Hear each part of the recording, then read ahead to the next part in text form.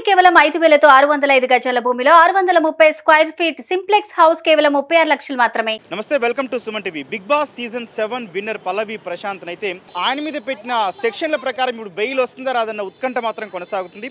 Bail కోసం బోలే షావలి ఎవరైతే big boss contestant ఉన్నారో అతను వచ్చి ఇట్లాంటి సామాన్యుడికి బెయిల్ రావాలి, బయట ఉండాలి, విన్నర్ని తీసుకెళ్లి లోపల వేశారంటూ కూడా ఆయన ఆవేదనగా ఉన్నాడు. ఆయన వచ్చి ప్రస్తుతం అయితే బెయిల్ పిటిషన్ అయితే కోర్టులో దాఖలు చేయడం జరిగింది.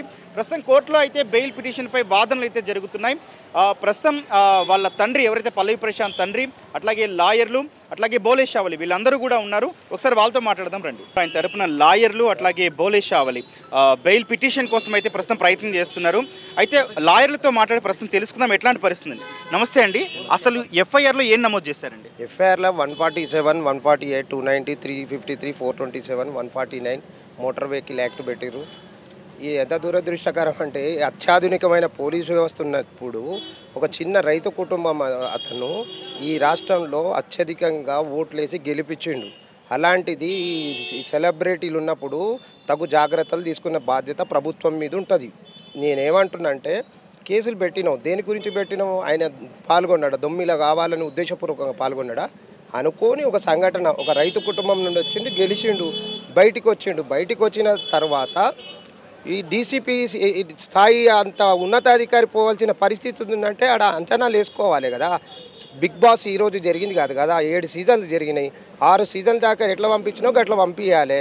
మీకు లా అండ్ ఆర్డర్ ఉన్నప్పుడు మీరు అంతా ఏం చేస్తారు? డీసీపీ లెవెల్ స్థాయి అధికారి పోయి వాళ్ళందరినీ తరిమి కొట్టడం జరిగింది. వాళ్ళు ఎవరో మాకు తెలుసా? ప్రశాంత్ గెలిచిన ఆనందంలో ఒక రైతు బిడ్డ సామాన్య కుటుంబం నుంచి ఈ హైదరాబాదు కూడా సరిగ్గా పరిసర ప్రాంతాలు తెలియని వ్యక్తి, అలాంటి వ్యక్తి మీద ఉద్దేశపూర్వకంగానే కేసులు పెట్టిండ్రు, బెయిలబులే కేసులు. దానికి వాళ్ళు డీసీపీ స్థాయి లెవెల్లో కావాలని ఉద్దేశపూర్వకంగా చేసిర్రు. డెఫినెట్లీ బెయిల్ వస్తుంది. ఈ కేసులు కూడా అవి కరెక్ట్ కాదు, సమంజసం కాదు. ఉద్దేశపూర్వకంగా పెట్టాల్సిన అవసరం ఏముంటుందండి? ఇప్పుడు ఓ సెలబ్రిటీ ఉంటాడు, ఓ చిరంజీవో, నాగార్జున, బాలకృష్ణ ఉంటాడు, ఓ పెద్ద ఈవెంట్ జరుగుతాడు, అనుకోకుండా సంఘటన జరిగితే వాళ్ళ మీద పెడతారా? ఇప్పుడు ఓ సంస్థ నిర్మించినప్పుడు దానికి అనుమతులు ఉన్నాయా లేవో చూసుకోవాలి.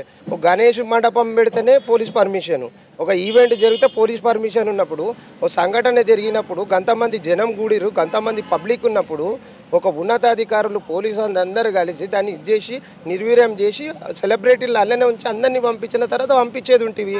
మీరు పంపిస్తే తాకులాటలు పెట్టి తమాషాలు పెట్టినట్టుంది పోలీసు వాళ్ళ కథ. ఇంత మంచి ముఖ్యమంత్రి వచ్చినాక కూడా మీరు ఇంకా పాతకాలపు వ్యవహారాలు ఇవ్వద్దని మనవి. లా అండ్ ఆర్డర్ ఎవరైనా ఇచ్చేయాలి, ప్రభుత్వ ఆస్తులు ధ్వంసం చేయొద్దు.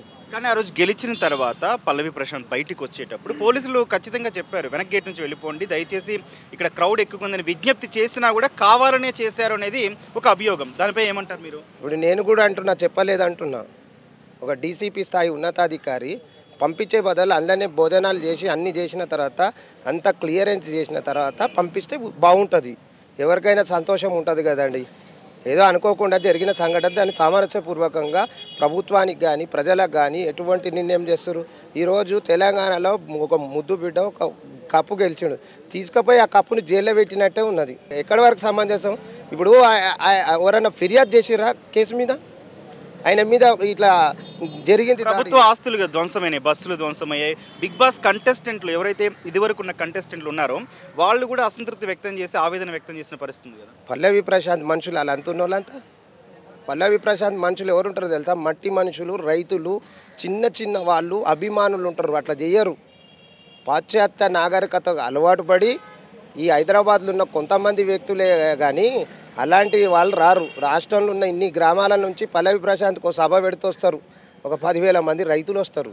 ఆయనకు ఇట్లా పబ్ కల్చర్ వాళ్ళు ఎవరు, టిక్ టాక్ వాళ్ళు, బిగ్ టాక్ వాళ్ళు ఎవరు రాళ్ళు. సామాన్య రైతు కుటుంబం చిన్నగా వ్యవసాయం చేసి వరి నాట్లు వేసి మందు వేసుకునే ఆయనకు తీసుకొచ్చి అమితాబ్ బచ్చన్ దగ్గర కూర్చొని సినిమా చేస్తా అంటే సెలబ్రిటీ అయ్యిండు. మా టీవీ వాళ్ళు నాగార్జున గారు అవకాశం ఇచ్చి మంచి ప్రోగ్రామ్ చేసిరు. దానికి తగినంత జాగ్రత్తలు తీసుకొని పంపిస్తే బెటర్ దెన్ ఇదే వేరే పెద్ద సెలబ్రిటీకి అయితే ఇదే కేసులు పెడతారా? ఫ్యూచర్లో ఇప్పుడు పెట్టిరు కదా పల్లవి ప్రశాంత్ గారికి. ఈ రాష్ట్ర ప్రభుత్వాన్ని, పోలీసు వాళ్ళని ఒకటే విజ్ఞప్తి చేస్తున్నా, ఇట్లే పల్లవి ప్రశాంత్కి ఎట్లా చేసిరో రాష్ట్రం మొత్తం కూడా ఇదే విధంగా చేయాలి. ఇప్పుడు పెట్టిన సెక్షన్ల ప్రకారం బెయిల్ వచ్చే అవకాశం ఉందా? వస్తుంది, డెఫినెట్లీ వస్తుంది. ఎప్పటిలోకి వచ్చేది? వస్తుంది. ఇప్పుడు పోవాలి, ఆర్గ్యుమెంట్ చేయాలి, చెప్పాలి, రిక్వెస్ట్ చేయాలి. అసలు ఏంది ఆయన ఏమైనా పెద్ద చదువుకొని ఇది చేసి ఇదివరకు 5-6 కేసులు ఉన్నాయి ఆయన మీద. ఒక రైతు మీద పెట్టిరంటే ఎంత ఇబ్బంది ఉంటుంది. చాలా పెట్టిండు. చట్టాన్ని గౌరవించాలి, చట్టాన్ని చేతిలో తీసుకోలే. ఆయన వేరే వాళ్ళు తీసుకుంటే ఈయన మీద పెట్టిరు అనేది మా బాధ. చట్టము ఎప్పుడైనా కానీ ఎవరికి చుట్టం కాదు. పోలీసు వాళ్ళు కేసు పెట్టిండొచ్చు కానీ దాని జాగ్రత్తలు తీసుకోవాలి.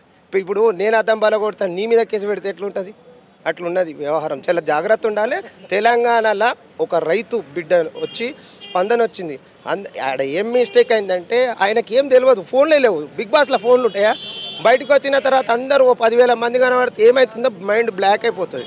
తేరుకునే లోకటే ఇది చేసేసి కేసులు పెట్టిరు. కేసులు పెట్టినప్పుడు సెలబ్రిటీ సమాజానికి రేపు మెసేజ్ ఇచ్చేవాల్సి ఉంటుంది.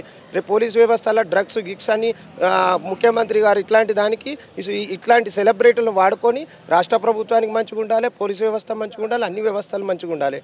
ఇది కావాలని ఉద్దేశపూర్వకం పెట్టిందని అనిపిస్తుంది నాకైతే. నేను ఇన్ని కేసులు చూసినా కాబట్టి ఉద్దేశపూర్వకంగా అనిపిస్తుంది. ఫర్దర్గా లా అండ్ ఆర్డర్ ఎవరు చేతిలోకి తీసుకోవద్దు, జనం ఎవరైనా చేయొద్దు. మా బోలే బ్రదరు ఈ సహకారం అందరిని అడ్వకేట్లను కోఆర్డినేషన్ చేసి ఇది చేసి రాత్రి బగళ్ళు నిన్న నైట్ కూడా 4 o'clock ఉండి ఆయన ఎంతో కష్టపడి ఇంతమంది బిగ్ బాస్లో 7 అయిపోయిన ఎపిసోడ్లు, ఒక్కరన్నా సీజన్స్ అయిపోయినాయి. ఎవరన్నా ఒకరు స్పందిస్తలేరు. ఎందుకు స్పందిస్తారంటే దిస్ ఈజ్ తెలంగాణ బిడ్డ కాబట్టి స్పందిస్తలేరు. Thank you.